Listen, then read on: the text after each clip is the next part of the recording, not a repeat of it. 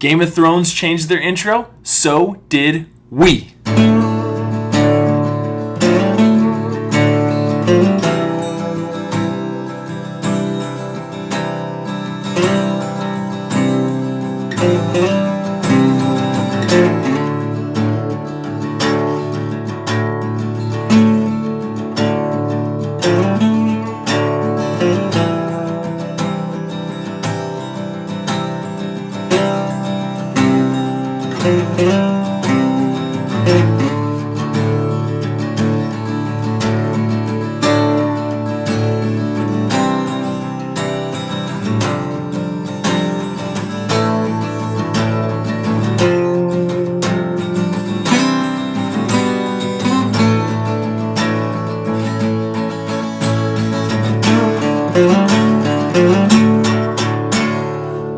Awesome opening, Joe. Hoorah! Congratulations for that.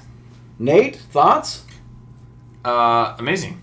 Yeah. Joe's the talent of this trifecta. Joe is the talent. Yes. He thanks, is. guys. And the face. And everything else. Tonight, guys, we are here. Winter is here. We're going to break down Season 8, Episode 1 of Game of Thrones. We have a lot to cover. As always, we're going to start off with our pop culture.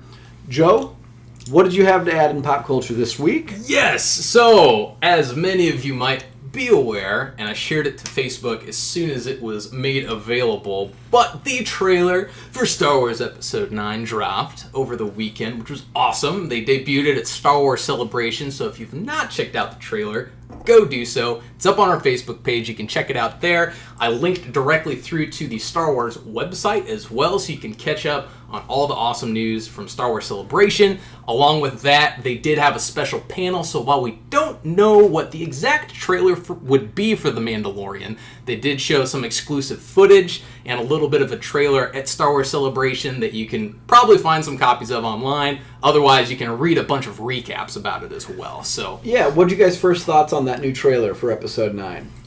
Looked interesting. yeah. Looked like a Django Boba Fett. That's Mandalorian. Oh, sorry. Episode 9. Episode 9. Episode 9. Okay, Yeah. I'm jumping. Nope, it's all good. I don't know. I was taken back. Like, I don't know why she's like one-on-one with like a TIE fighter. Yeah. Did anybody have a problem with her jumping over it? I thought it was cool. So like this camera slows down. She's probably force jumping of some kind to get over the tie. Some of you might not know that's a callback to a Alfred Hitchcock movie called North by Northwest. There's you can grab it screen by screen because I've already seen somebody do this. It's Cary Grant, and he's in a cornfield, kind of staring back, and you don't know what he's looking at, and all of a sudden, a duster plane's coming down. Yeah, and it's almost shot by shot the same exact callback. And he jumps it.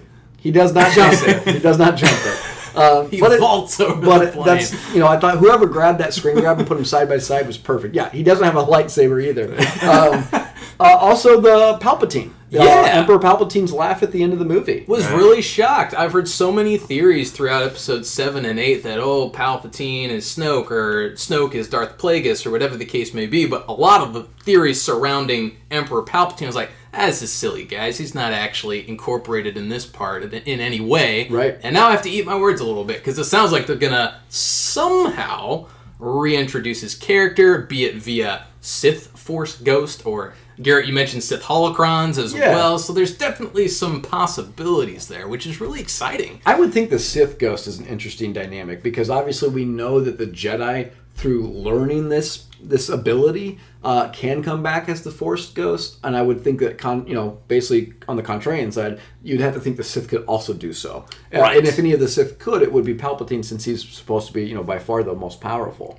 Yeah, sure. Which... Oh, go ahead, Nate. I was just going to say, it's an interesting concept. I think they make some sort of... that everything always comes full circle. Yeah. Nothing truly ever dies, I think is the quote kind of in that trailer. Yep. And no one's ever really gone. Yeah, that's exactly. Right. That's right. Yeah. Okay. So I like that as the concept, and there was also some concept art from the first movie that was never really utilized, but it had Rey swimming underwater through what appeared to be the remnants of the Death Star. Yes. Now we have the Death Star crash onto a planet that's submerged. So Yep. it'd be really cool if they somehow incorporate that original concept art and that if somehow she finds, maybe it's the Emperor's throne room that she goes to, hence the laughing of Emperor Palpatine. I don't know. Possibilities are endless. The fact that the voiceovers with Luke, you still had Carrie Fisher as Leia in there, Palpatine laughing at the end. There's a lot to unpack. How there. about Lando Calrissian? Lando's back? Yeah, Yes. that's That was super cool to see him behind the controls of the Falcon. With the title, what is it? The Rise of Skywalker. Rise of Skywalker. Are Yeah. we thinking they're about to retcon her parents are something important? Yes. Are we okay with that? Also, yes. See, I would go in a different route with that and think that maybe that's a comment to that nothing truly dies, and that the Skywalkers can live on through Rey as a representative of them. Maybe. Okay. Maybe. There's the belief of potentially maybe she'll go on to create a Jedi temple. I've heard that theory. Right, yeah. So, I don't know. Call it a Skywalker Temple, and that's how they get away with the name. Yeah, I just think of all the other titles. The titles haven't really had anything relegated to an individual person before. Yeah. So I kind of don't like this idea of we're going to end the Star Wars saga on the Rise of Skywalker when we clearly know the Skywalkers are dead. Now, I will say if they retcon that she's a Skywalker, I'm going to have a problem with that. Because there's nothing in those movies that there's nothing in the movies to gauge that. well, there is J.J. Abrams, and now since he's directing Episode 9, he directed Episode 7, of Correct. course. He did have plans, at least we believe. Simon Pegg was interviewed to kind of confirm this, that there was a relevant lineage that Rey would have had. Now, I commented a while back, you do not need to connect every Star Wars character to a pre-existing Star Wars character, which people try to do that all the time. So I don't want to sound like a hypocrite by rooting for the fact that I hope Rey does have a specific lineage to a Skywalker, or what I'm still rooting for is a Kenobi of some kind. And the fact that in Episode 7, the lightsaber, she has the Force visions when she finds Luke's lightsaber, like J.J. Abrams set the table for there to be something there. Some kind of connection, and Rian Johnson kind of skipped over it. It's fine, it is what it is. He skipped over a lot. Well, yeah. And when we actually do get to that episode, we'll go into that. I kind of am on the ballpark, or on the fence here. I kind of want her lineage to be more into Palpatine's camp than Kenobi's camp or Skywalker's camp. That'd be because very interesting. her being tempted by the dark side in the Last Jedi movie, I feel like she has been more tempted than any other Jedi that we've seen on, at least, as a main character. I know that we can argue that Ben Solo was tempted, but she seems to be the only Jedi that's really tempted. Without fully committing? Okay, yeah, gotcha. And then I kind of like the idea that because she has that struggle in her mind, of inner struggle between the good and the dark, but, she could overthrow that Palpatine-ness of her, so I'm kind of rooting for that. Cool. That'd be an interesting twist, too. Nate? I think it'd be interesting to do that twist to where Ben Solo goes to the light side at some point, or maybe there's a Grey Jedi moment, or Rey goes to the dark side. Yeah. I don't know. Do they do a full? Is that the twist in this third episode to where they go complete 180s on one another? I don't know if they'll go complete 180, but in terms of the Kylo theory, some people, of course, with the title, The Rise of Skywalker, that Kylo Ren, or Ben Solo, I should say, he very clearly has Skywalker blood, so could it be him of some kind that's... I'm not here for them to give him a redemption story. Yeah, he's dug himself a pretty big hole. Yeah, I'm here for him to get it. Just like all the villains of all the other Star Wars trilogies have gotten got. I'm here for him to get got too. Fair enough. I don't think we need a redemption arc from him either. I agree. Yeah, but anyway, so listener feedback, Nate. We got a couple different listeners commenting in. Specifically to the idea that granted, I defended you saying that you were 4 tall boys in, but they found it blasphemous that you were not aware or did not remember that Ned Stark is not Jon Snow's father. Yep. Do you want to answer your critics now? Yeah, well, first off, I'd like to know their names. All listeners are anonymous. Listeners is a generic term. All right, my mom. No, I'm just kidding. Nobody's perfect. I fully admit, I should have known that for sure. That's a huge plot point. That is a huge plot point. It's okay. Shame on me. You know it now. We won't let you forget it. They're not going to let you forget it. Yeah. Ruthless. The calls to fire Nate. We heard you. We said no. We're going to keep him and give him another shot here. So let's start off, guys. This is an episode that obviously everybody was waiting for. Everybody watched it. Again, we talked about the monoculture aspect of it, that everybody 8 o'clock Sunday turned this thing on. It's been, 2 years, I believe they said, since the last season? 1 year, 7 months. Darn close. Okay, to close to there 2 you go. years. Yeah. Okay. Almost 8 years since the premiere of the first episode. Nate's on his game tonight. There we go. Guys. Listen to that, listeners. Nate's here. Listener feedback that. Yes. So, I want your initial thoughts on this episode. Now, obviously, we're going to go into heavy detail on a lot of this episode, so let's keep it kind of broad here. Just the broad strokes. I know why they had to do it. I was bored to death. Okay. Okay. Okay. Fair enough. For what I was expecting. Yeah. The anticipation for it. I would agree to a certain extent. It wasn't so much I was bored. I was still entertained, but there's definitely a lot of exposition here, which is understandable. You have to set up the new season. But my concern is that you have 6 episodes. And I get that these are going to be fairly long episodes. At least a couple of them, I believe, are going to be approaching the hour and a half length of time, or 90-minute runtime, I should say. But still, you got 6 episodes and a lot of things to tie up. So I would have liked to see the pacing pick up a little bit. To quote Bran, or I should say paraphrase Bran, at the very beginning of the episode, we do not have time for all this. And I agreed with him. Yeah, we'll get to it too later, but there's kind of some breaking of the fourth wall here and some commentary that they make on their own episode here. Yeah, that's true. I agree. I don't think it was a boring episode. I would definitely say it's not one of the better episodes. Right. I do know that, from my understanding, they had to do a reset to get everybody together, because if you didn't show these reunions and we just started the season and everybody was there, fans would have been extremely angry that we didn't get to see a Jon and Arya reunion, right? They want to see that. So I understand that we had to slug through this, but I'm 100% agreeing with you, Joe. This is 6 episodes. If they had 10 episodes, I don't think this would be as big of a deal. Yeah, I think if exactly. you had 10 episodes at 1 hour, we could take this episode, take it for what it is. It would be a lot better to a lot of people, because we're thinking, if we're on the right track here in the amount of people that we have to kill off in this show, we're getting to the point where we have to have 3 or 4 bodies hit the floor every episode going forward, right? So, but I do think it was okay. It's kind of a family reunion episode. It is. And some of those interactions, to be fair, were really cool to see. And Yeah. I'm sure we'll touch on that in a little bit. Yeah, but so speaking of family reunions, I'm going to get into a couple now with you, and I want to discuss them. Others, I'm going to save and go into more depth later. Cool. So Let's first do it. one, let's just talk about Jon and Bran. I want to say they last saw each other probably episode 2 of season 1, I think. Something like 67 episodes. There was a reunion counter on, I don't remember what, maybe Den of Geek had it, and was saying, Oh, nice. it was ranking the reunions and based on how many episodes were in between the last time these characters were on screen together. So Bran and Jon, because what's interesting about their story is they've only been together like twice now on TV. They were always in close proximity to each other, like around episode or season 4. You kept thinking they were going to run into each other. They just never do, right? When they're kind of at Behind the wall, Craster's right? Keep, or Craster's Camp, with the where they get Gilly. Yeah. That's where Jon and of course, right, at Night's Watch, stuff like that. So I just feel like that was a reunion. Any thoughts on that, guys? I mean, Jon's been pretty, Jon's who Jon is now. Bran's pretty stoic and kind of not really reactive to anything. He doesn't really. The fact that he is the three-eyed raven now, I think anytime we've been seeing these reunions with Bran and other members of his family, they're a little bit caught off guard by how stoic he is about everything. So I think that, I would imagine anyway, Jon is feeling the same way, that something about Bran is a little off from what he would have remembered. Yeah, well, it's got to be interesting, too, for Bran's point of view, is he has to know that Jon Snow's been dead.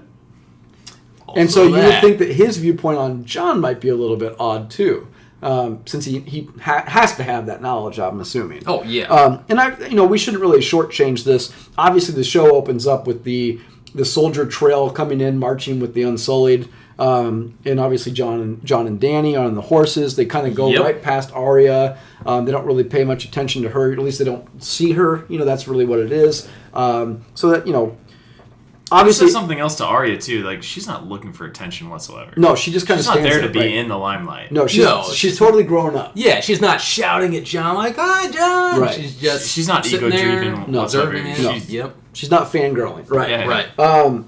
So let's get to Arya. So I mean, like I said, I want to go through a couple reunions and go into some more later. Probably the reunion I was most excited for was Arya and the Hound. Yeah. What do you guys think of that? Because she kind of runs into Arya and the Hound, or Gendry and Arya runs into Arya and the Hound. So well, the Hound comes in on the march, right? And she sees him. She sees him, but he doesn't even recognize her. Nobody recognizes her. He really looks her way necessarily. Right. Nobody pays attention to who's on the crowd. Really. Yeah, it's not until they're in that blacksmith shop, I think, where Gendry's working on the dragon glass that they kind of meet back up. I felt like there's maybe a little bit of mutual respect at that point, a little bit between the two of them. Well, let's do Arya and Gendry because they go first. So obviously, the last time they would have saw each other would have been when Gendry decided to stay with the Brothers Without Banners and be their blacksmith. When they sell him off to Melisandre, and she basically leeches him, after she seduces him. Right. So Arya obviously was, pretty upset to that he didn't stay with her. She said that, hey, you can be my family or I can be your family. There was that connection there. Yeah. So obviously there have been people that thought that, hey, they could get potentially romantic. They kind of do a little flirtatiousness with each other. They do about a little my bit. lady. Yeah. That's an awkward turtle situation between, I don't know what the age difference is between those two. Yeah. Well, let's stick with the show age difference. We won't go into the book here. Yeah. Let's just stick with the show. All right. Well, even in the show, to be fair, I think it's still a pretty big age difference between the two of them. I mean, I love the fact that they deliver all this dragon glass. And so we know the Starks are preparing for this battle with the weapons that they need. Yeah. Which is great. And it's great that Gendry's getting put to use for what he clearly likes to do, wants to do, is really good at. He excels at it. Arya brings him Arya brings him the weapons design. Yep. Which we don't really know much about. Yeah, it looks like maybe a spear, but the way that it's drawn looks like the point of the spear inserts in a special kind of way to the rest, if it is indeed a spear. So that drawing was really interesting. I'm looking forward to what the final version of that will be, because I don't think it's going to be your standard spear. I think there's something cool about it that'll happen. Yeah. So obviously this interaction gets interrupted by the Hound. Right. And he calls her a quote-unquote a cold-hearted bitch. Right. Okay? Sorry, Mom. And kind of gives a little smirk and kind of walks away. Were you expecting more out of their interaction? I was. I was too. I thought Arya was going to speak a lot more during that interaction, but she's kind of stoic and lets the Hound say his piece in a way. Well, kind of like how she acts. She makes the point where I just kill you and rob you. Right. And that kind of is a callback to the time that I don't remember what season it would have been in, maybe 3, where they're running around together and they kind of rob that guy at the house with him and his daughter, and they end up dying later. Yeah, exactly. And he just says they're weak, so it's when they're trying to get the soup. They're eating like stew or porridge or whatever it is. I don't know. I was kind of expecting a little bit more. Obviously, there's a respect he has. I know that he learned from the season before with the conversation of Brienne that clearly she is capable of handling herself. Okay, so yeah, I just feel there's, like I said before, there's kind of a mutual respect. And they don't really mince words. They just say a few items, move on their way, and that's kind of it for those two. They don't sit there and talk about their feelings or anything else. Yeah. That's not those characters. That's not those characters at all. I agree. And to serve the purpose of the story in the episode, probably good, actually, that it was a fairly brief interaction. There's a lot of characters to show those reunions with. It's a crowded episode. It's a very reunion-heavy episode. Yeah. Because the next one I want to get to is Sansa and Dany. And they would have met last season. Obviously, when they ride into town... I want to talk about Sansa too, because Sansa, she's very cold. She's very calm. She's very collected. She's very snarky. She is not trusting anybody. So what did you guys think of this Sansa Dany? Because the dynamic here is Dany has to realize she's the queen, and she has to have the respect of everybody. Sansa has to realize that my allegiance is not to Dany, my allegiance is to Jon. And Jon sold out my allegiance to Dany. Right. Okay, so what do you guys think of this dynamic here? I find the dynamic interesting. Sansa is one of my favorite characters on the show. I think how they handled this interaction was not done very well. I had mentioned before the podcast that some parts of this episode felt kind of like reality TV drama in a way. And I couldn't help but think that during Sansa and Dany's interactions. Yep. So I wish they would have... handle that a little bit differently. Maybe had them be a little bit more polite. You can still obviously be assertive and make sure they knew each other's positions, which there's no denying they would probably already know how one feels toward the other. So I would have liked it to be a little less throwing shade at each other, essentially. Yeah. I think Sansa knows she gives up Winterfell and says Winterfell is yours, essentially, right? She knows her place. She has no way to defy it at this point. And you see her, she kind of wants to establish herself as well, to let her know that she's not a pushover. Well, I think she does, because she makes the comment, like, Sansa knows how much food they have, how much supplies they have. Like, she is the lady of Winterfell right now. Running the place. And she is running the place. Yeah. And so she's probably frustrated that, I know we're preparing for a war. I have the necessary provisions to prepare for this war. I don't have the provisions to feed an additional army or dragons. And I think that that's a frustration that she has, because when push comes to shove, she's probably thinking the people of Winterfell will have to sacrifice, and they could go starving, obviously, for the benefit of soldiers. Yeah, what is she bringing to the table other than an army that requires all these resources to maintain? Right. And so I think that that's one of the things why Sansa is frustrated, and I think that she's clearly has that right to be frustrated. Yeah. But let's keep on Sansa here, because she was, honestly, she's probably one of my favorite parts of this episode. We have that small little council meeting that I want to get to in a second. But Sansa's cool, calm, collected, right? She has the interaction with Tyrion. And these two are married. They haven't been seen on screen together since Joffrey's wedding. That's right. When she was whisked away by Littlefinger, or Littlefinger's cohort. I don't remember the drunken fool's name. But they're still technically married, if I'm correct. Like, I believe they are. Right. I think they even comment on it in that scene you're referring to. They have this conversation where Tyrion, explains that Sansa's probably the smartest person that he knows. And she kind of makes the comment that you used to be the cleverest person I know, but because you trust your sister Cersei, that you're a fool. And that, I think, is the first breaking of the fourth wall, because obviously a lot of people's comments on the character of Tyrion in the last couple seasons are that he is not the same character he was in the first couple, that he's making a lot of mistakes. And here I think Sansa's playing the role of the audience to call that out and say, what are you doing? You used to be Tyrion Lannister. Now you're not Tyrion Lannister anymore. You're not acting like Tyrion Lannister. Part of that's hard, I feel like, because he's kind of, I don't want to say secondary character, but he gets to sit back and judge all the decisions of everybody else that's the higher-ups. And now he's kind of the hand of the queen at this point, and he's getting judged for all the decisions that he makes, but they're kind of in hindsight, right? So hindsight's 20/20. You can look back and say, that was not a good decision, but you really have to look at those that advice that he gives too, and say, was that the right decision given the information that he had currently, not so much after the fact and what occurred. Sure.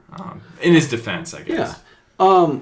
What do you think, Joe? This Tyrion-Sansa dynamic. Yeah, I also really liked this scene, and I completely agree with Sansa for how she calls him out on that. Because also, we kind of mentioned this beforehand, Sansa's one of the few people left in this show that's playing the game, as it were. Yes. She's smart. She's able to understand where these alliances are falling, where they're leading to. She's kind of, I think, one step ahead of a lot of people. And then to see Tyrion, who was always the same way, and now he is, like you mentioned, Garrett, not at all what he used to be in the earlier seasons as a character. I'm glad that she calls him out on that. Let me ask you this, too, and let me ask you about the character. So there's two ways I think about Tyrion's character. One is that they made his character change who he was post killing his father and Shae. All right? Mm-hmm. And so that naturally his character is just different. Or two, is it that R.R. Martin was much better at writing Tyrion than Benioff and Weiss are at writing Tyrion. And that because the books are no longer going what they're taking from material, they're having to create Tyrion's basically conduct on the fly here, and they just don't know how to write this character. I think it's a little bit of both. I think that you need some kind of character progression from Tyrion that addresses what he has also gone through. Everybody on this show has been put through the ringer. They've been through so much by the time we're arriving at season 8. So to have him be exactly as he was in the earlier seasons, I don't want that either. Right. But I think he would, in my mind, Tyrion would still retain that, ability about him to play the game, so to speak, to stay in the game. Right. I also think, to your point, that yes, looking at the show and kind of rewatching some key moments, there really is kind of a break from where the books end and then the show continues on, where I think it matches up to the more kind of high fantasy elements. You begin to get more of the battles, more of the dragons, more of those kind of interactions, and less of the politics. Right. Which I know has also been kind of a criticism. Some people like it. I mentioned last episode, I like the fantasy elements, so I'm okay with the bigger battles, the dragons, diving into that side of things more. But admittedly, I don't want them to completely push to the side what really set this show apart. Or arguably one of the most important characters of the show. Well, that too, yeah. To tie it back to Tyrion, absolutely. I'm gonna fall back on my same point again. That like he didn't have like any responsibility in the first few episodes, right? Correct. He could shoot out advice with like no responsibility whatsoever, right? But then he does kind of come to power, and then he is responsible for those decisions. Yep, that's a good right? point. That's very good analysis, yeah. He can just shoot off and say whatever he wants to do and be a smart aleck at that point, but then those decisions have like real life complications or implications. Okay. Oh, that's a good point. That is a good point. Just because we can touch on it briefly, we'll come back to this one particular. What about Bran and Jaime? That was great.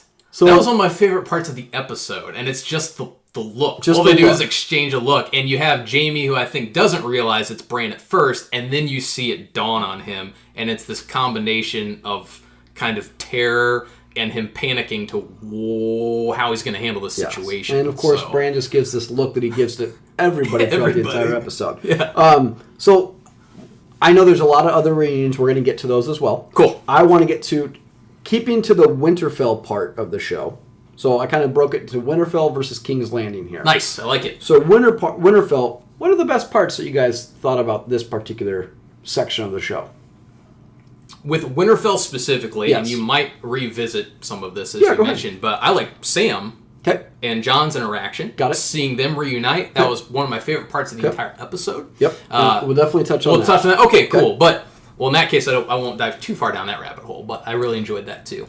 I'm gonna jump on that bandwagon and just hold off. Okay, for when that's fine. So I'll tell you mine then portion's too. I thought Bran was great in this, and that's important to me because Bran is a character I have not been on, like I've not been rooting for. I'm not on his bandwagon. I thought this was a perfect character for this episode. He also breaks the fourth wall when he's the one that says the wall has fallen. They're marching through. That they got your dragon out of the water and basically converted it. Right. He's the fourth wall of the audience saying, we don't have time for this. Like this reunion episode, I understand had to take place, but Bran commenting that we don't have time to say hi to everybody is basically their understanding that yes, we know we want to get to everything. We have a lot to cover in 6 episodes, but we also need to make sure we do this episode because we have to get everybody back to home base. That's a great point about and the so fourth wall. This, Yeah. is this is breaking the fourth wall. Now, the other thing about him though is I like the idea that he sits in this courtyard all night, and it makes me want to think: is nobody caretaking this guy? Like he reminds me of like an old man that somebody just like pushed out in the courtyard and just left him. Yeah, it's kind of Right? sad. Yeah. Yeah. Yeah, where's Hodor? Oh, See what I did there? yeah. It's Nate, still too soon. I bet you Nate. somebody at home's like, "Oh my God, Nate doesn't know Hodor died. I Oh my did. God, I fire did. him! Fire him!" Bring back the Wachowski sisters again. Yeah, nice callback. I also really liked the chamber when they're kind of sitting in their chamber. Lyanna Mormont, it's a fan favorite character of a She's lot of people. awesome. She's great, Yeah. and I like the fact that she's snarky and she says, "John, you left the king and came back. Well, I don't know what you came back as." Yes. She's great. She is awesome in that role. She calls it like she sees it. Yeah, a little bit of snarkiness between Danny and Sansa with what do dragons eat, and her response is whatever they want. That's a little internal power struggle Yes. you see between the Yeah, two. for sure. So let me ask you this about Sansa, because, and I'm going to go on the record later and tell you, to me, she's the one that's going to sit on this Iron Throne, okay? But Hot take. do you think that she's a viable threat to this? Like, do you think she's a viable threat to win this game?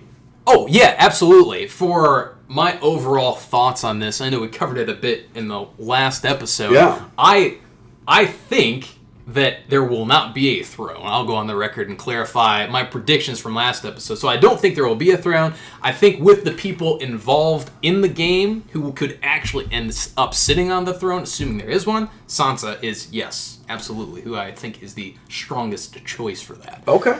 How about worst parts of the Winterfell section? Because I'm going to start and say it's the dragon carpet ride. Yes, I would have jumped in there as well. Yeah. My notes as I was taking it was, dragon date. Yeah, horrible. This was probably, you could have gotten rid of this part of the show and been fine. Yeah. You don't have to have this in there. This, to me, did not serve anything. I know everybody was excited to get Jon on a dragon. That part's cool. See, I don't agree with that, because the whole premise of a dragon is you have to have Targaryen blood.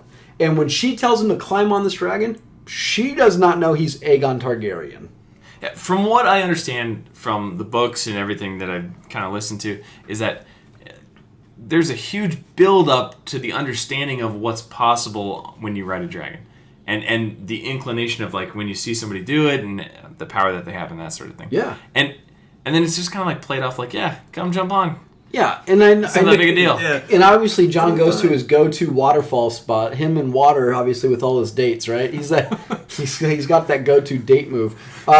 Obviously, he does the making out session with Dany or Daenerys, and the dragon. I think it's Rhaegal is just staring at him. Yeah, I think it's Drogon. Drogon. Yeah, sorry. Drogon is staring at him. Did you see some of the theories on that too? That are like taking it way too far. No, hold off on the theory. We're gonna go theories at the end of this episode. Perfect. I'd like come to back revisit to that one. I thought in an episode where we clearly have so much stuff to get to, like, I understand them not putting Brienne in this episode because obviously Tormund's not there, Jaime's not there. But why not? Brienne can interact with any other group of these people. Also a great character. Yes. So yeah, I was that's another part I didn't like, was the fact that she had really no presence at all in this episode. Yeah. I think she's one of the strongest characters, both in terms of characterization and literally her physical prowess in battle. So to not have her as part of this reunion episode was kind of a letdown. Yeah. Well, another reunion we don't get, I'm kind of surprised, is Jorah and Lyanna Mormont are related. They are. That's true. The little girl and Jorah are, I don't know how, I don't know their relation, but I know they're related. I don't know if they know each other. I mean, the age difference between the time that Jorah is probably over in, Essos or whatever it is, or Marine, versus when Lyanna's like being raised, she probably never met him. She probably never has. I think it would be neat if we get an interaction where she basically almost pardons him to come back home. Like, you can come back home, you're no longer a slave trader, we'll let you back. I think that would be a cool interaction. But more importantly, Joe, let's get to Dany and Sam Tully. Or Tarly. Yeah. Let's get to this conversation here. Sam. Go ahead and break it down. Yeah, so essentially, Sam is in what appears to be the library or study in Winterfell. Yep. Daenerys comes in with Jorah Mormont. They begin chatting. Jorah mentions how it's thanks to Sam that his grayscale was essentially cured, right? Yep. So she's kind of in there at first to congratulate him on that, meet the person who helped save Jorah, and the conversation quickly takes a very dark turn where Sam realizes that it was Daenerys who killed not only his father, but also his brother. Correct. And it was very sad. That was such a sad scene to watch, because you can see Sam, when he first learns that Daenerys killed his father, in his mind, he's still, at that point, almost trying to rationalize the fact that, okay, she killed my father, I'm going to still work through this. And he makes the comment, well, hey, at least maybe I'll be welcome back at home. My brother will be there. And then she drops the bomb that, I torched your brother, too. Yeah. And he starts breaking down. It's hard to watch. Sam is awesome. She does it so coldly. She doesn't put it into context of, like, maybe Sam is wise enough to understand, like, the rejection. I don't know if he understands that if she doesn't kill the two leaders of that army, she can't control that army either. Correct.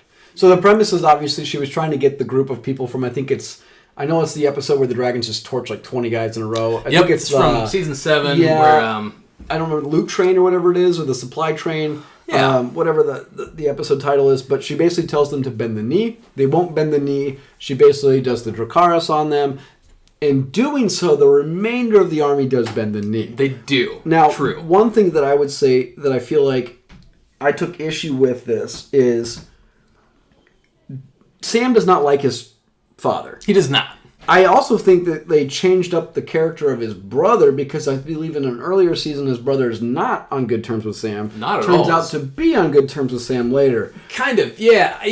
So my question to you Okay, go for is it. he more upset that his father all of a sudden died, or is he upset that the queen had them taken prisoner and then killed them as they had surrendered? I think it's certainly that part of it because she outlines that. Correct. It's not like, oh, I met your brother and father on the field of battle and they perished, like almost making it seem like they were defeated on the field of battle. Sam maybe could wrap his head around that. Right. But as you mentioned, the fact that, no, the battle was over, they had surrendered. Now, granted, sure, they were being defiant, they weren't bending the knee, but she didn't take them prisoner. She chose to torch them with her dragons instead. Right. So, once again, the fact that he learns his father died, obviously he's clearly upset, regardless of how fractured that relationship was. It's still his family, and I think that still resonates with him on some point.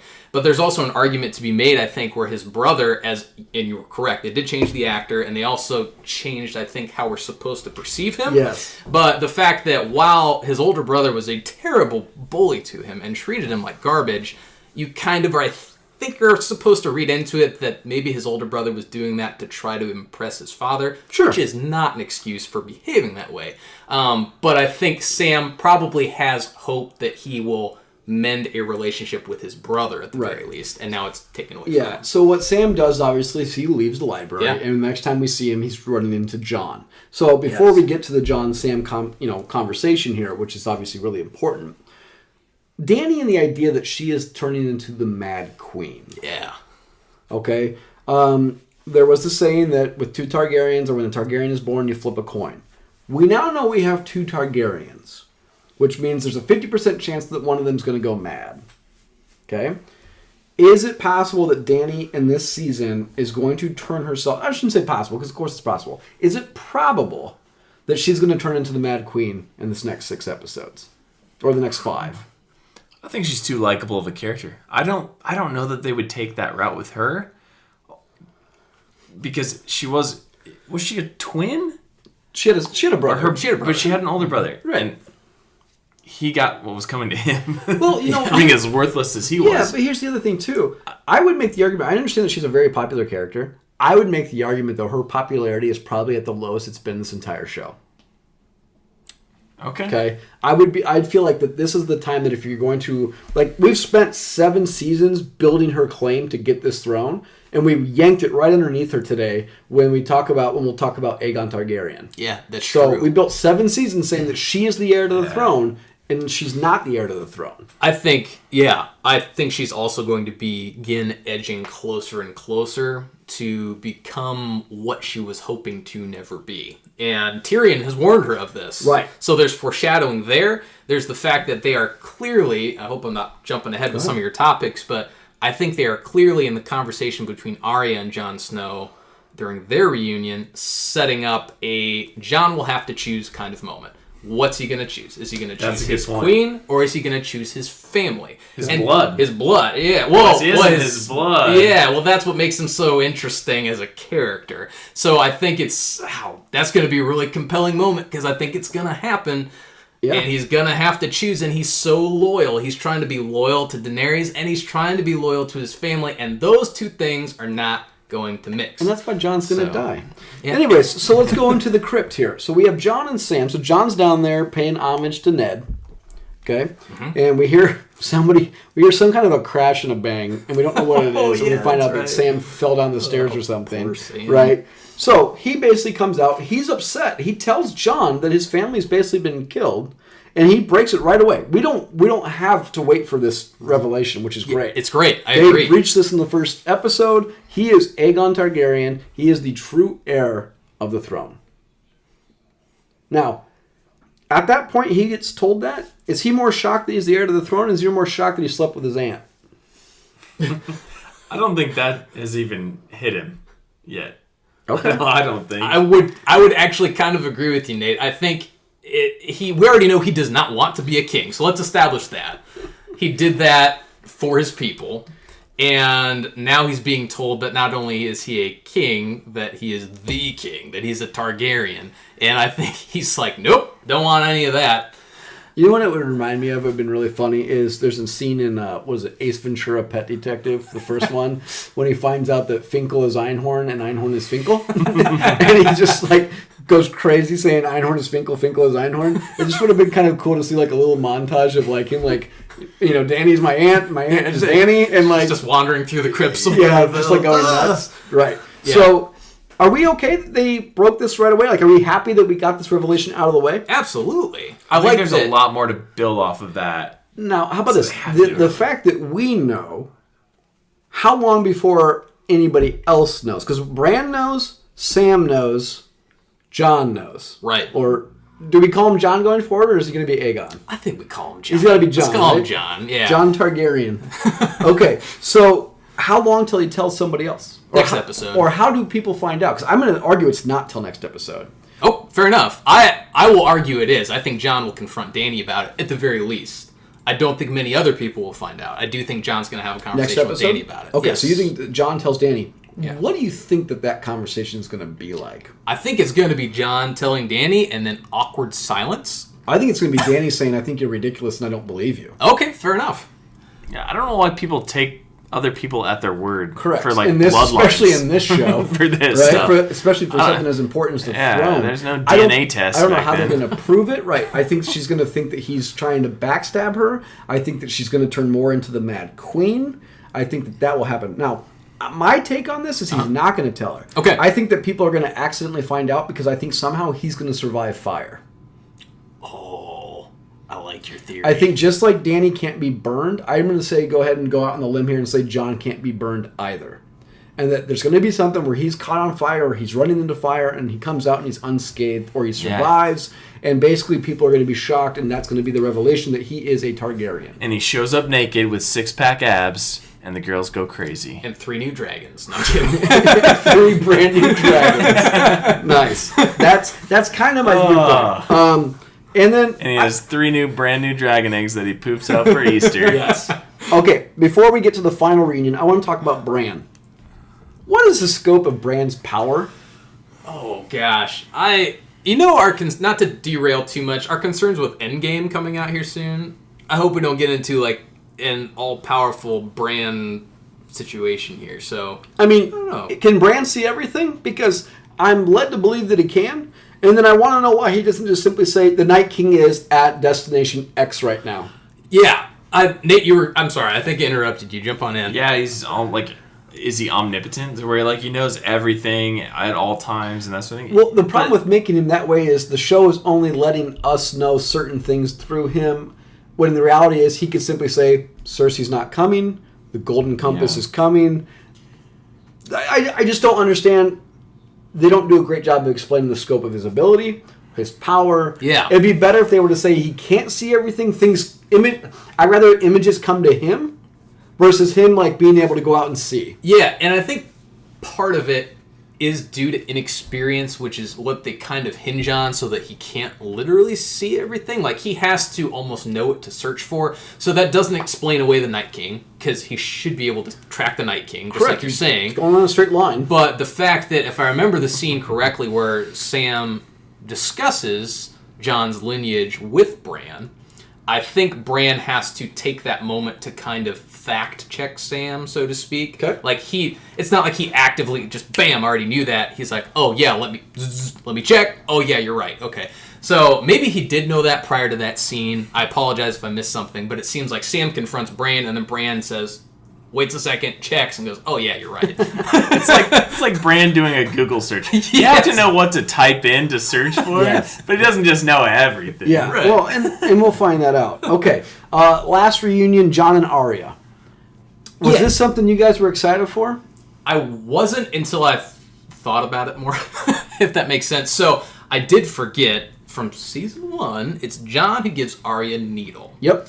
So in that context, yes, I liked the scene a little bit more because Jon references Needle, she shows him Needle, he pulls out Longclaw, lets her see Longclaw. So it's kind of a cool brother-sister bonding moment as a reunion. The fact that they're now both respected warriors is pretty cool too. So I kind of liked it. She makes a cool comment too about how Nah, I don't like your sword. Yeah, It's that not was for me. great, too. Yeah. I'll keep, I'll kill people my way. Or, Yeah, the way I know how. Or I've only killed a couple people with needle, which to be fair is true. She hasn't killed everybody with needle. No. And she's got the Valerian dagger, which he does take note of. Yep. I'm going to go out and say I did not care about this reunion. I understand the reunion's importance.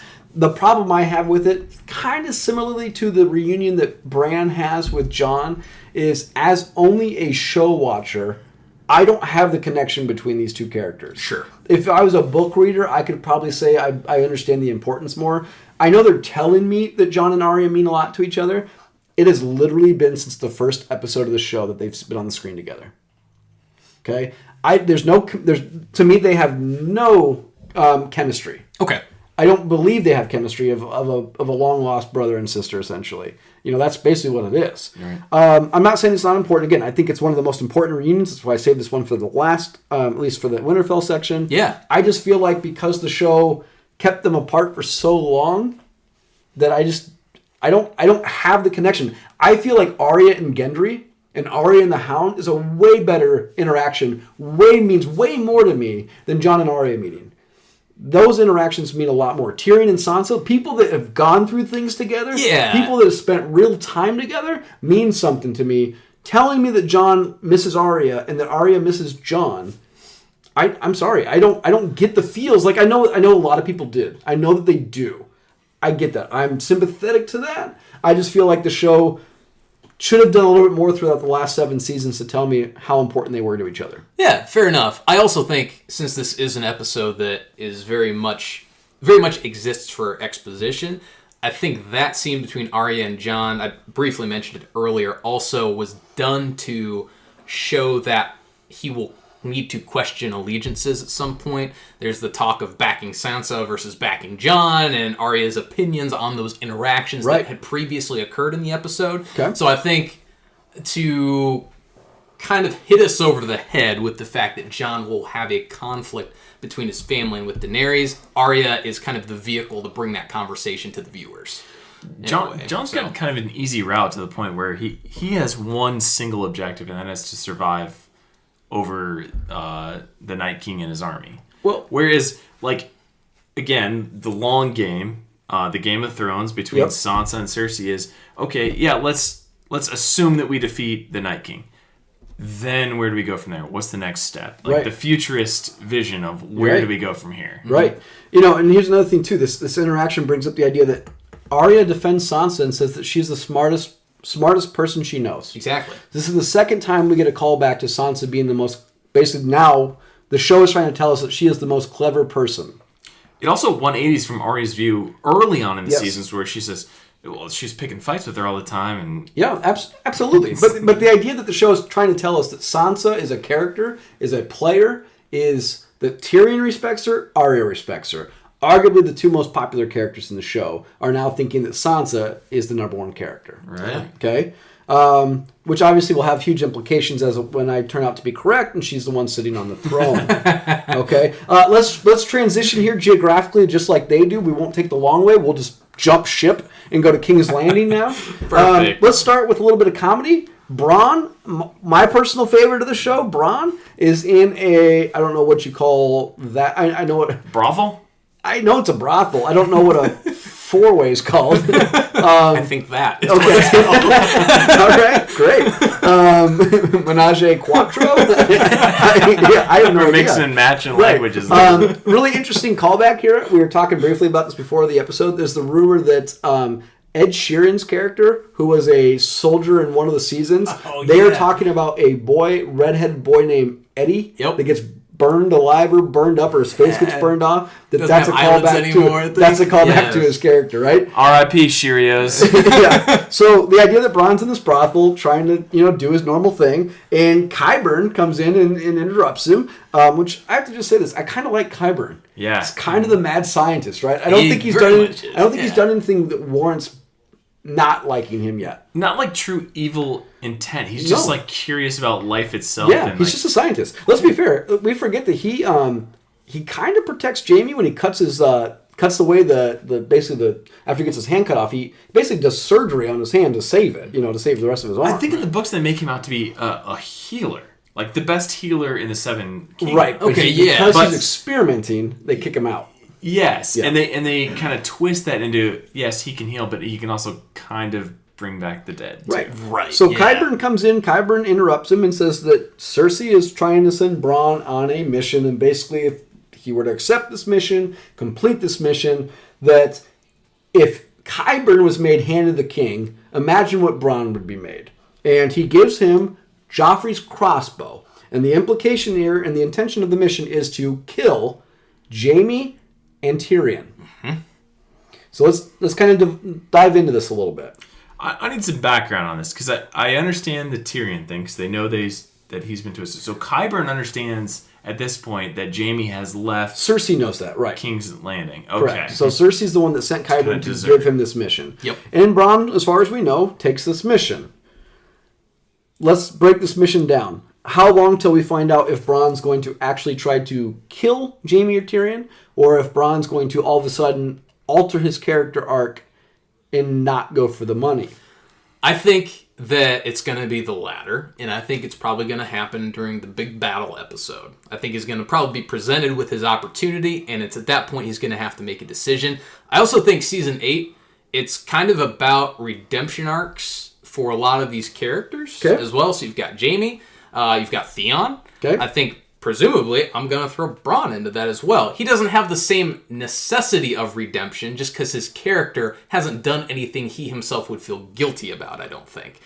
You know what I mean? Like, Yeah. Jaime has guilt about things. Theon has guilt about things. I don't know what Bronn would feel guilty about, but I think he's going to have a moment where he has to choose between loyalty to people he considers friends or doing what he's done, presumably his entire life, and accept the contract, you follow through, you get your money, you go find your castle. Well, there's a scene, obviously, in the episode where whatever that loot train episode was where the dragons roast everybody. Yeah. And that, remember, Jaime tries to charge the dragon and Bronn saves him. Exactly. But Bronn's viewpoint afterwards was, well, if I don't save you, how am I going to get paid? Right? If you die, who's paying me? I'm going to go on record, and I love Bronn. I think he's the best character in this show, like my favorite character. Sure. I don't want him to change. Okay. I am wanting him to take the money. I want to see him try to kill Jaime. I'm okay if Bronn dies. I want him to stay true to who he is. The entire show, he's been about self-preservation and doing what's best for Bronn. Bronn wants money. Bronn wants a castle. Bronn wants a broad. Right. Right?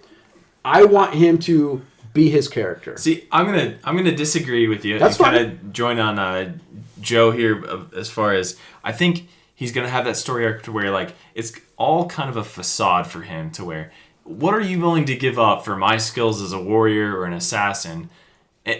What is Bronn gonna do with a castle and a land and a title? He doesn't really care for those He things. was with I don't 3 think. chicks earlier in the night. That might be- 13 minutes earlier. That might be one motivation, but maybe that's like a cheap pleasure that is fine. But he doesn't want a whole castle and land to rule over. He just wants to be responsible for himself and deal with himself, and that's it. Don't get me wrong. I would love for him to have a happy ending and not die. I'm just saying I kind of like the idea of his character staying true. I mean, I understand redemption arcs. I also like characters staying true to who they are. Sure. And Bronn strikes me as the guy that if you offered him $100 to kill somebody and I offered him 101, the guy I want dead's dead.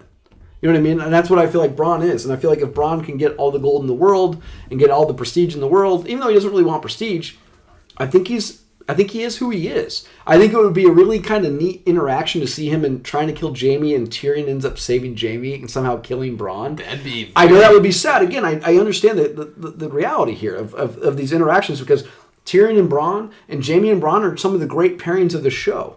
But this show can't have a happy ending for everybody. No, I agree. People And have to die here. for the record, while I think Bronn will have a redemption arc, I'll go on record to say that, I don't think he's going to have a happy ending. I think he will die.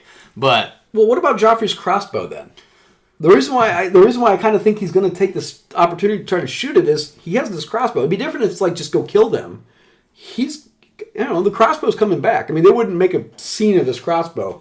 Maybe there's a point to be said too. Like you don't have to be face to face with your opponent and let them know that you were the one that killed them with a crossbow necessarily. Sure. Mm-hmm. So maybe there's like some anonymity that Qyburn allows them with that. But like just the poetic side of that as well, which I think even in the show, Qyburn would probably, or Cersei would be thinking of by giving the crossbow, Joffrey's crossbow, to Bronn to kill Jaime and Tyrion, when Tyrion especially used it on Tywin as well. So, okay, this just hit me too. Yeah. Cersei doesn't know that Jaime knows that the old broad, I call her the old broad, but Lady Olenna was the one that actually poisoned Joffrey at this point. I don't believe correct? we get that interaction. So she still thinks that Tyrion is the one that poisoned her child. Of course. Well, here's the thing, though. Even if she knew, she'd still want Tyrion dead. Yeah, so that's true. Let's just go on the record and say that she feels betrayed by her whole family.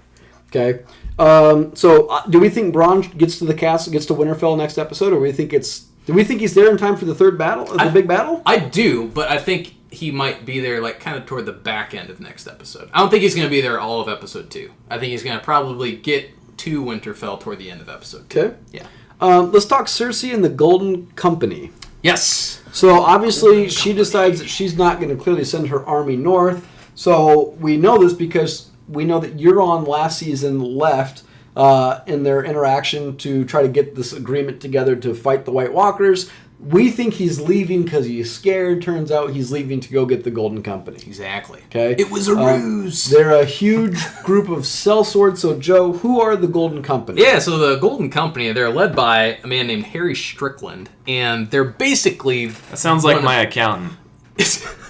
Yeah, it does, doesn't it? Anyway. That's the lamest fantasy name I've ever heard. But... Okay, Jamie. The Golden Company is... Think of them as the most elite mercenary force that you could hire. Davos references them in previous seasons. Correct. Mentioning how, hey, we could go hire these guys, essentially. So she finally gets the loan from the Iron Bank. Yep. Finally gets to hire the Golden Company. She's all pissed because she didn't get her elephants. Yep. Which they apparently have a couple contingents of elephants. Yes. But yes, so they sail over. They are there to help supplement her military forces who are decimated by Daenerys and her dragon. Yeah. So this is a really interesting dynamic because the Golden Company, in addition to being considered the most elite mercenary force, they are also known for always completing their contracts, always completing what they are hired to do. Now, I think throughout their history, there's been one exception to this, that they actually end up switching sides in the kind of prehistory to the events leading up to the show. Yes. But what's important to establish about that is we know that there's been some money issues throughout this show, too. So I'm really curious to see what happens if, for whatever reason, the funds run out, because the Golden Company is, more or less, that one exception aside, loyal to a fault to whomever's paying them. Correct. As long as the cash is flowing. Yep. If the cash stops flowing, contract's off. Yeah. So this is going to be a really interesting dynamic. I'm wondering if they're going to lean into that, in addition to them just on the surface being there to help Cersei. I think there's going to be some complications with this plan that Cersei has. Okay. My question is, Cersei saw the White Walker. Or not the White Walker, but the white. The white. Yeah. Right. Yeah. I'm sorry. I know somebody at home is probably screaming at me. I understand the White Walkers are the generals of the group, right? The leaders. But essentially the zombies, we'll call them that. Right? Yeah. She saw that. She knows what's at stake. Why is she not wanting to go help? I'm just curious. What's her motivation to not help? She's playing the game. Totally. At this point, she wants everybody to kill themselves so she does not have to do so. So now, from her standpoint, she's got Daenerys in the north. Yep. She's got Jon Snow, Sansa, Arya, all of her enemies condensed into one, I should say more or less all of her enemies, condensed into one spot facing an army that really can't be killed. Now, we know that Dragonglass, Valyrian Steel, sure, that can kill them. But still, it's this huge undead army. And she's just going to wait things out. She's going to let them all kill each other in the north and deal with what's left. Let's say, for argument's sake, that Daenerys actually dies in episode 3. And let's say the dragons die. Sure. No dragons, no Night King, no nothing. Starks win. Do you think she would care if the Starks stayed in the north? Ooh. Like, would she then engage in war with them if they just decided we're going home and we're going to just defend the north? Yeah. You could just stay. You can have King's Landing. You can stay there. We are going to be lords of the north. We are independent now. We don't owe any allegiance to you. We don't going to pay taxes to you. She'll still... Oh, go ahead, Nate. That scorched earth is kind of her territory. Yeah. You need to know you're submitting to the Queen of the Seven Kingdoms. That, and if she had any inkling that Sansa was alive, Yeah. she would want to make sure she was not. Yeah, there's certain characters, in my opinion, because of Cersei, that have to have plot armor. Yeah. Like, we've got to get interactions with Jaime and Cersei again. So I don't believe Jaime's going to die. I don't think Tyrion's going to die. I don't think Sansa's going to die, because she's going to sit on the throne. But I think that some of these characters have plot armor, at least to a certain degree, to a couple episodes, right? Euron and Cersei. Euron, I have written down here, he's throwing about 100 miles an hour here. This guy is all over the place. This guy is flamboyant. This guy is crazy. He is kind of a cross between Tyrion, Oberyn, and, I don't know, Bronn, all in one character, right? He really is. Question is, after they obviously have their interaction where he ends up somehow convincing her to sleep with him. Yeah. She hesitated for a second. Really funny Twitter moment here. So a quote that Cersei has is, if you want a whore, like if you want a whore, you pay a whore type of thing. But if you want a queen, you have to earn it. So Twitter was all up in arms. A lot of ladies were retweeting this, saying, "Yeah, man, you see that? Like, get you a real man like that." Blah blah blah. Well, Barstool Sports ended up saying, "Yeah, but she slept with the dirty pirate like 2 minutes later," and totally did a callback to it. So kind of funny. Is she still pregnant? That's the question. There's a lot of theories out there about that as well. Do you think part of the reason she caved, I won't even say that. She didn't really cave. She chose to sleep with Euron. Do you think part of that is because she realizes that maybe she needs to have a reasonable explanation for why she's pregnant again? Without, obviously, Jaime. I'm going to say no, because she is queen. True. And she tries to do this in season. She tries to do it in season 7, where she's like, "We'll just announce it's you. Yeah. We're not hiding anymore. That's true. She does. We have can that rule." And she's not wrong. A lot of people would make the call out that she's drinking wine. I think that's a pretty weak argument for whether or not she's pregnant. Is fetal alcohol syndrome exists in the realm of Game of Thrones? Probably existed in like the 60s. Why would it exist then? Or if it does, do they know about it in the 1200s, right?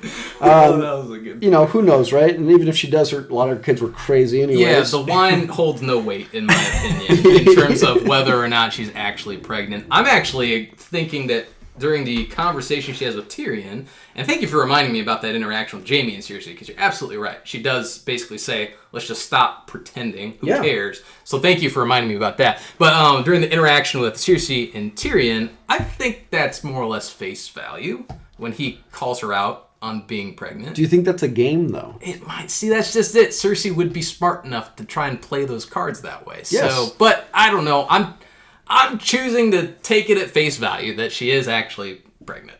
Right. Well, the ironic part is we might have Cersei pregnant. There's also a theory we'll get to later that Dany's pregnant. Right. And we'll kind of see how that goes. Yeah. Let's get to Zero Dark 30. Theon rescuing Yara. Yeah. He obviously goes on this crazy mission with a couple people. Call out. I was talking to Nate. They said that Mac, who is in It's Always Sunny in Philadelphia, is one of the guards that takes the arrow through the eye at the very beginning of that battle. Gotcha. So he just has a brief cameo.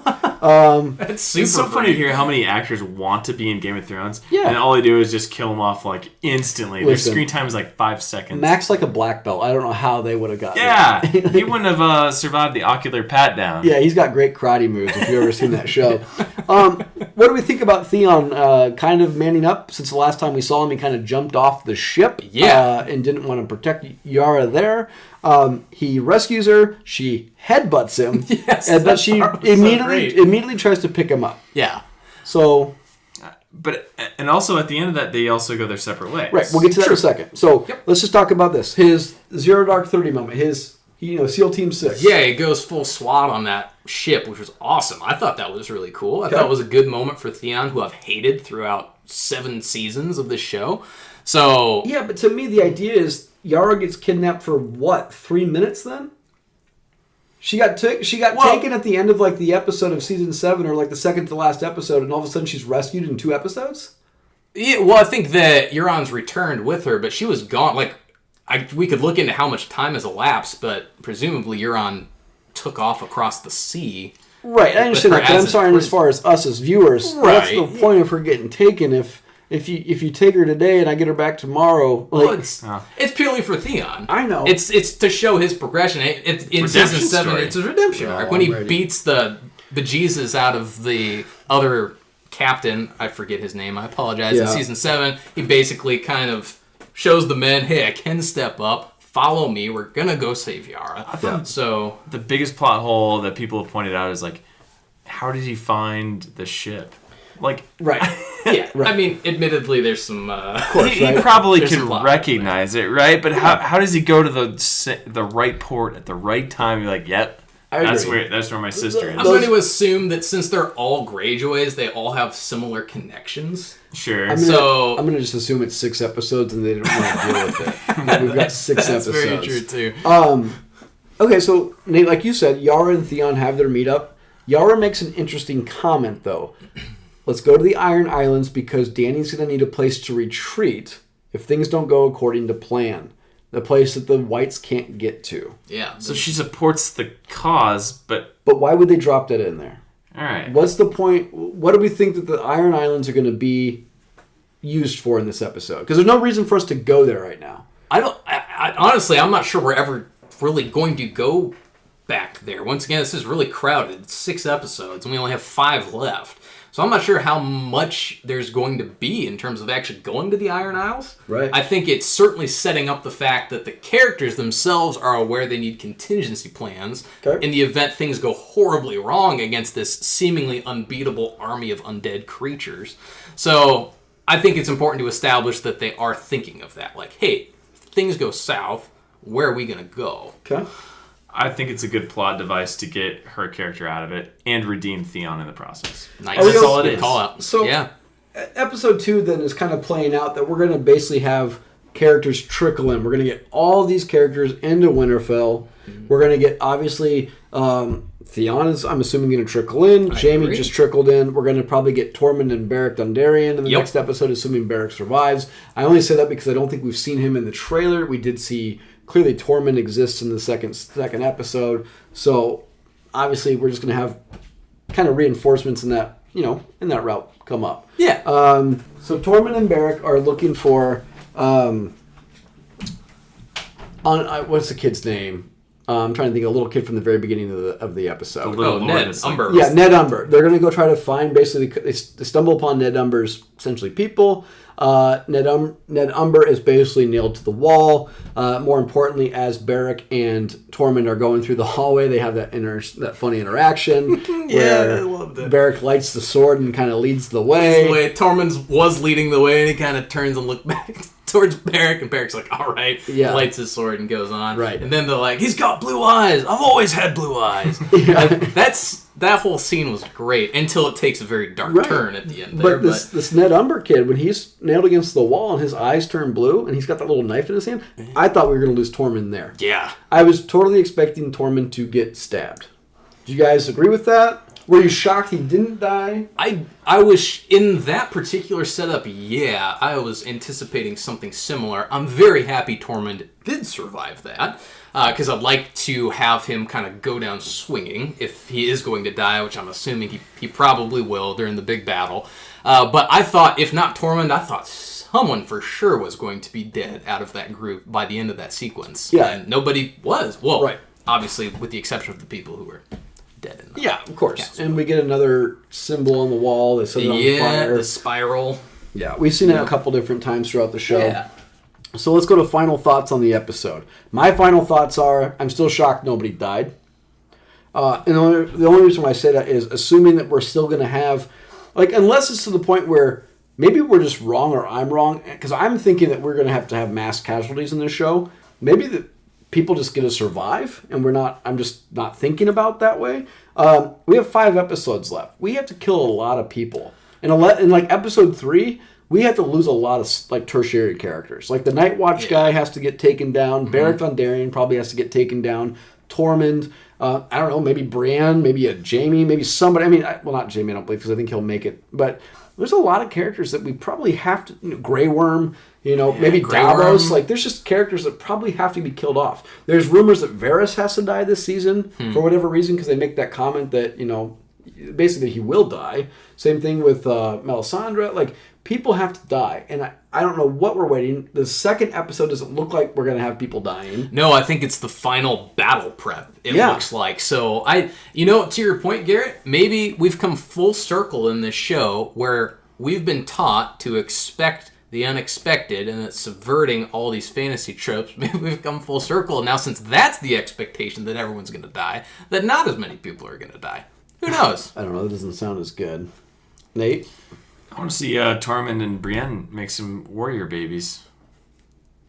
No, Jamie and Brienne? Nah. Nah. I don't see that happening. So, looking ahead to the new trailer, just so we can wrap up the end of what we saw as the episode and get into conversations about questions I have, as well as fan theories and some hot takes. Hot takes. What's really interesting about the next episode is Jaime's arrival. We see him sitting in front of essentially the council with Daenerys Targaryen, and she is basically talking about how she was told stories of how her father was killed and by the man who killed him, and what they would ever do if they caught said man. Now, we don't believe Jaime's going to be killed, right? Because we're assuming he has to interact with Cersei one more time. I agree. Plus, Bron's character arc has to now interact with Jaime. He is, like you mentioned, the plot armor earlier. Jaime's got it still. Yeah. That would be an immensely shocking moment if they do off him like Amazing Littlefinger style. Amazing curveball if they did a Dracarys on him. Yeah. If they did essentially the same thing to Sam's dad that they do to Jaime, real interesting take, because Tyrion is the hand of the king. I mean, they're not going to, but it would be a cool curveball. Yeah, it would be a curveball for sure. I think this brings about the point where Jaime conveys to Daenerys what the Mad King truly was and why he did what he did at that point. To maybe convert her back to kind of the good side and say, this is why you can't go down this path. Okay. Nice. I like that, Nate. That's good. That's really good. So my question then to you guys is, just kind of a couple questions here. Whose family loses a member first? The Starks or the Lannisters? The Starks is my vote. Who do they lose? Who did they lose first? I'm going to go with... they just lost Targaryen, so that doesn't count. Jon Snow's not going to count because he's a Targaryen now. Oh, jeez, okay. Fair enough. That's who I was going to say. I was going to say Jon's going to So you think Jon's going to die before any Lannister? You think Jon's going to die before Jaime dies? I do, actually. Oh, okay. I don't... Now, to be clear, if you're talking about next episode, I certainly do not think he's going to die next episode. I'm simply talking in this season. Yeah, no. Whose family loses a member first? I would say the Starks. I will say it's Jon. I will say it's after his encounter with the Night King of some kind. But between the Starks and the Lannisters, I would say it would probably be Jon and the Starks that are losing somebody first. Okay. Now, your point that it's... Yeah, you're right. He's technically a Targaryen, so that... Okay. I don't think Sansa, Arya, or Bran will die before any Lannisters so then I'll say Jon Snow. So you think Jon Snow will die in the third episode? I think he, yes, quite possibly could die. Wow, that would be a curveball. Okay. I think I have to go with the Stark as well. Okay. There's only so many Lannisters. There's only so many Starks. Right. I guess besides Jaime, though, being like a battle warrior, right? Yeah. You've got Arya, you've got Jon. I guess Bran and Sansa are sitting in the background. Wheels. You got wheels. Right. I don't know. That's a tough one. Okay. I'd still put my bet on Starks. All right. Okay. Who would you guys put money on is going to be the first middle to upper character to die? Okay. Which character are we losing first? Which character are we losing first? He's one of my favorites, so it'll be sad, but I'm going to say it'll be Beric. I kind of agree. I think Beric will go out first, too. The first name that came to mind was Sam Turley, but I think he's got to survive to be the narrator of all of the events. Yeah. So Sam's not going to. I don't know why my mind jumped to him first. Because you don't like him. You don't like have Sam? any reason not to like him. Oh my gosh, is there a hot Other take than he's a paper pusher? I'm unaware of? Might as well be named Harry Strickland while we're at it. It's like an accountant. Yeah, he missed the decimal point. He's the Game of Thrones accountant. So, Nate, anybody else besides Sam? Who do you think's the first character? I mean, you can pick Grey Worm. We've got Brienne. We've got... Oh, I think Grey Worm dies easily. I just don't know when. I don't know that you go straight to a Lannister or a Stark. That really turns the tides of anything I'm not. like That's that. a separate question. My question was who dies first between the Lannisters or Stark? Yep. Which family loses one? Yeah. My second question is who dies first?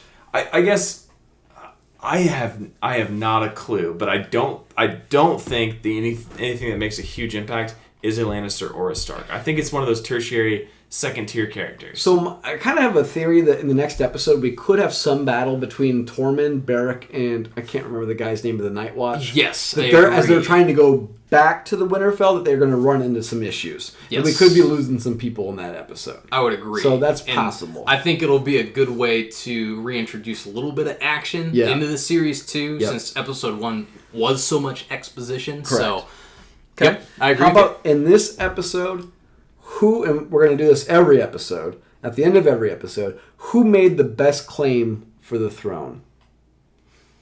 Oh, in episode 1? Yep. Sansa. I agree. Cersei, Okay. That's a good one. by playing the That's isolationist. Okay. Yeah, no, All right. fair. That's great. Perfect. Yep. Okay. I kind of touched on this earlier. Are you expecting? What do you guys think? Because I'm expecting a lot high body count. Do you guys think that more people will survive than I'm probably thinking? I'm kind of in agreement with you, actually. We're Even gonna- like what we talked about in our last episode, I think the body count's gonna be pretty high. I think we're gonna lose a lot of secondary characters, especially. Yeah. I don't think there's gonna be too many people that make it out. Okay. As like important characters that we know and Sure. can relate to, or Yeah. like just pure body count. I'm not talking about like the armies. I'm talking about the characters we've spent time with.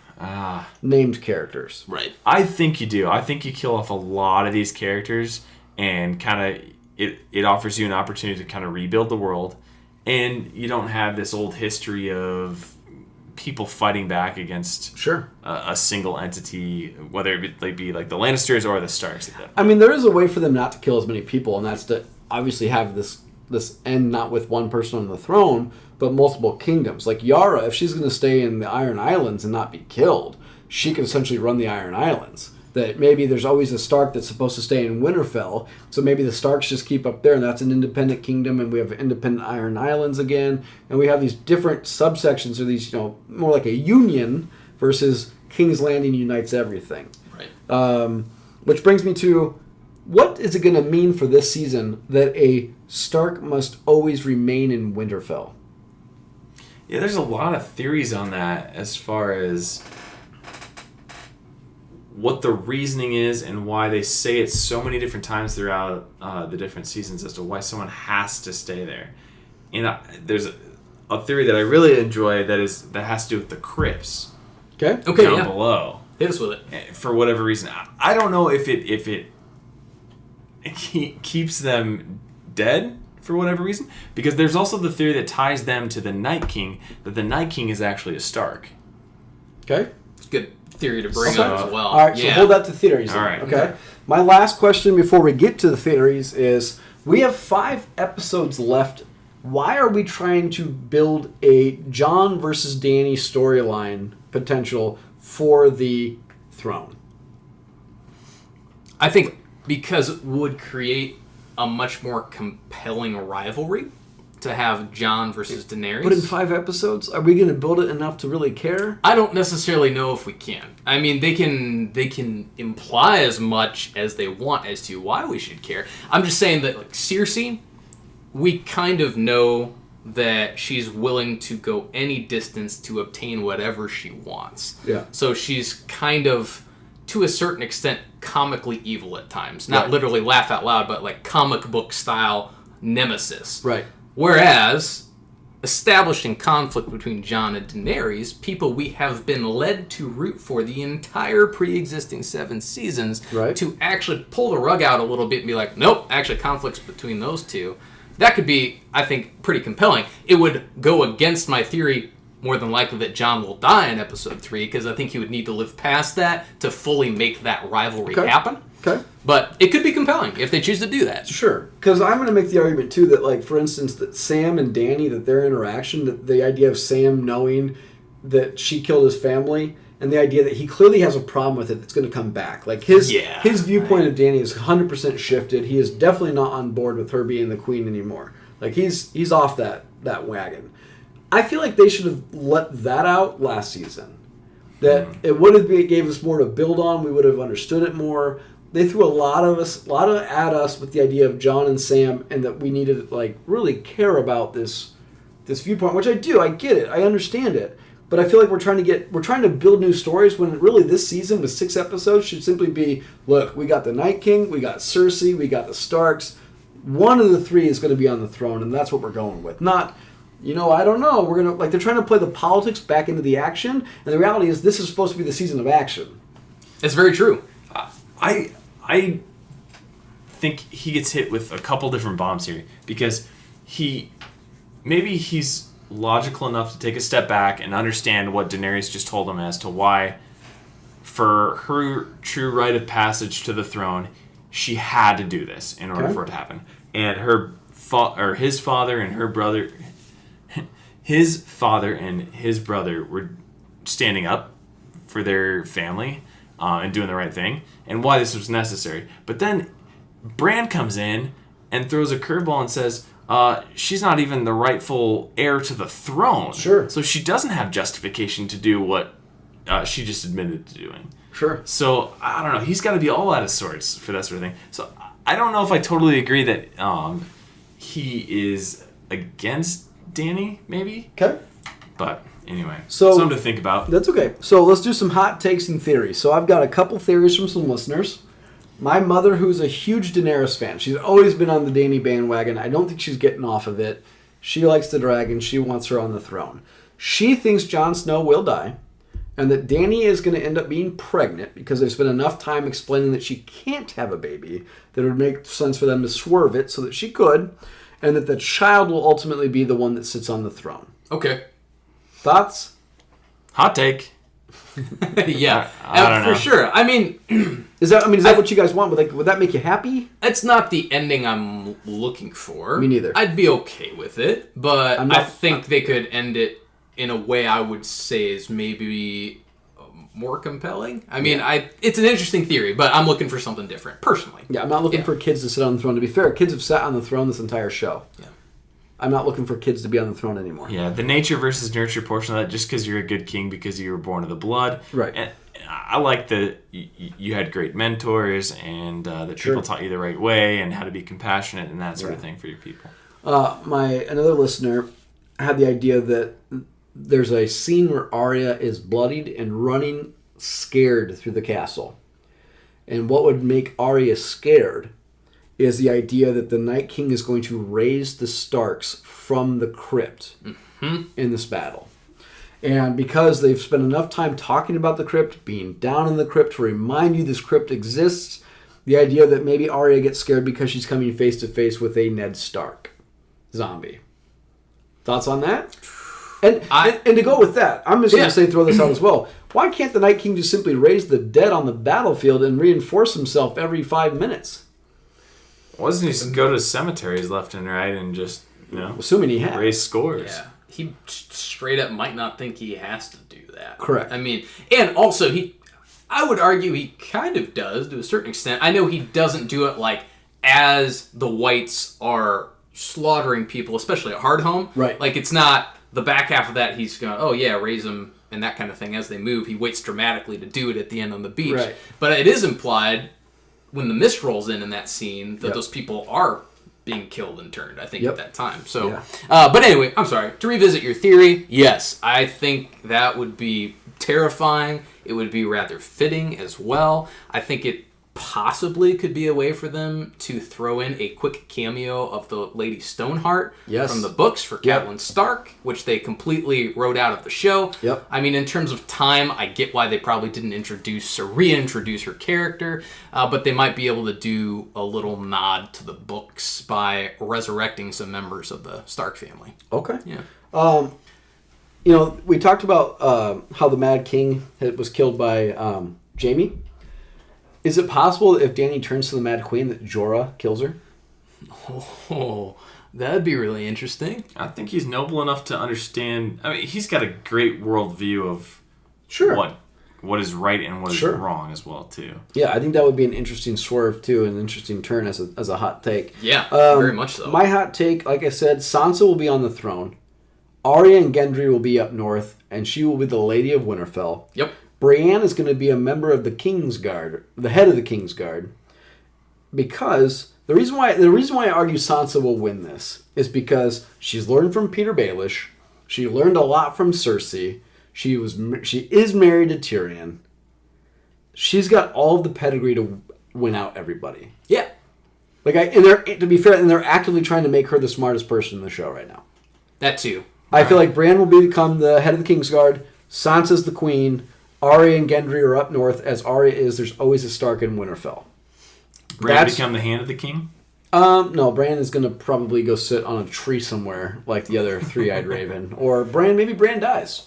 Maybe Bran does die. There's still the whole Night King, or Bran is the Night King theory. I've got this theory down. Cool. So Bran is the Night King. Why or what purpose does this have? Why to be fair, there's been nothing in the show to allude to that possibility. And if they do decide all of a sudden to make that a reality, what purpose does it serve to have Bran be the Night King? I don't think it serves much more beyond being kind of a shock value. A kind of like, gotcha moment that wouldn't really resonate for me. So I know it seems like a very popular theory that I don't really buy into. I think what a lot of people are leaning on to support this is when he wargs and obviously is able to observe these past events, that he does so for too long a time, not being fully proficient with what he's doing. There's, of course, the very famous part in the show where he turns and the Night King is there and reaches out. Yep. And that somehow during all these interactions, that's where he has become the Night King, essentially. Yeah. I don't buy it. I don't think they're going to do it. Do you guys have any theories of your own? I got two problems with that. One, you kind of see the flashback to where the quote-unquote children create the Night King. Yep. And it's not Bran, right? Yep. Right? And they don't get into too much detail, I don't think, at that point as to who that individual actually is, or much more than the history of just showing it occurring. Yeah. But as Bran being the Night King, on the other hand, I don't know if there's him becoming the Night King is a means to an end, to where this is the way he gets everyone to come together in one last battle against things that aren't human versus human, and to fall under the throne of the Seven Kingdoms. Okay. Possible. I don't know. Yeah, that's what's great about this juncture we're at. I mean, so much is on the table still. So what other theories do you have? Yeah, I still like the idea that the Golden Company is going to play a larger role, just not how we think. Okay. I think that they will certainly still at some point serve as antagonists toward the survivors in the north, who undoubtedly were leading toward a battle of some kind between the Starks up north and obviously Cersei and her armies in the south. But I think there's going to be money troubles. I think there's going to be some drama that plays out with the Golden Company. Okay. And things will not be as easy as Cersei was hoping now that she has their help. Okay. I'm most interested in seeing where they stop with the fight with the Night King's army, and where they just go to the Game of Thrones era, where it's just humans again battling each other. Sure. And is it intermixed, or is there a clearly defining moment where Night King is defeated, and then there's something afterwards? Well, and I agree. I think that's really interesting too. There's three characters: Varys, Tyrion, and Davos. These guys are kind of the politicians of the group. What purpose are they going to serve going forward? Yeah. I mean, to me, they almost have no place in this show. I mean, obviously, maybe Tyrion can save Jaime the next episode. Outside of that, I know that you see Tyrion at the wall for the preview of the third episode battle. He's not going to be out there killing people. I mean, if he is, that's kind of a. I know he was in the Battle of Blackwater. Yeah. But it's not like he was really killing people. Here's a theory for you. Bronn's going north with the crossbow. What if Tyrion somehow reobtains the crossbow, and that's how he helps during the fight? Maybe he's not on the ground actively engaging, in hand-to-hand combat, but I would hazard a guess that crossbow, just as you guys mentioned earlier in this episode, is going to play into this again, and I think Tyrion's going to get his hands on it, and he'll probably end up using it against some White Walkers. That's what I think. Now, Whether that happens because Bronn has a change of heart and just gives it to him, or whether that happens, Garrett, I liked your theory where maybe it's Tyrion who saves Jaime if Bronn does follow through to try and complete his contract. Yeah. Either way, Tyrion's going to end up with the hand on the crossbow? crossbow, I would say. Okay. Yep. Go on the record one more time for both of you, since we know we did last episode. Who's on the throne? Who at the end of this will sit on the throne for you? If we're going to say the throne exists, Sure. who sits on the throne? Okay, fair enough. So, whom I actually think the show will put on the throne, Sansa. Okay. I agree with you, Garrett. I think that's who's going to sit on the throne. Official prediction.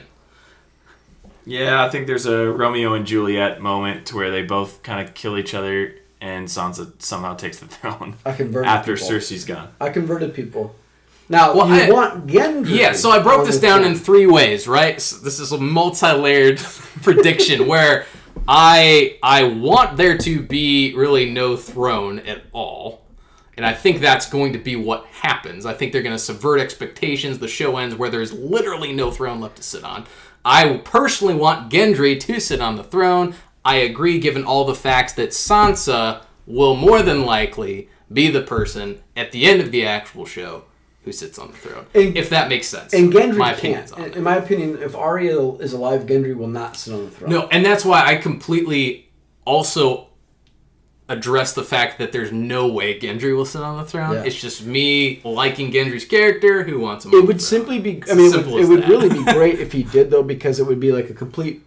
The circle just keeps going. The wheel doesn't get broken. It doesn't We have get We have a broken. Baratheon back on the throne to restart this whole thing over. And that thought occurred to me as well, because then you'd still have a Stark that's friends with a Baratheon, Yes. and just like you said, the wheel keeps Yeah, on that's turning. cyclical Yeah, nature. and I kind of like that idea. Yeah.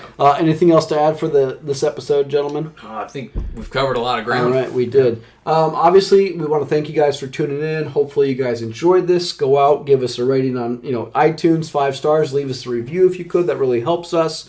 Tell your friends, tell your family. We're going to be back again next week with the second episode. We're going to keep breaking down every episode till this season is completed.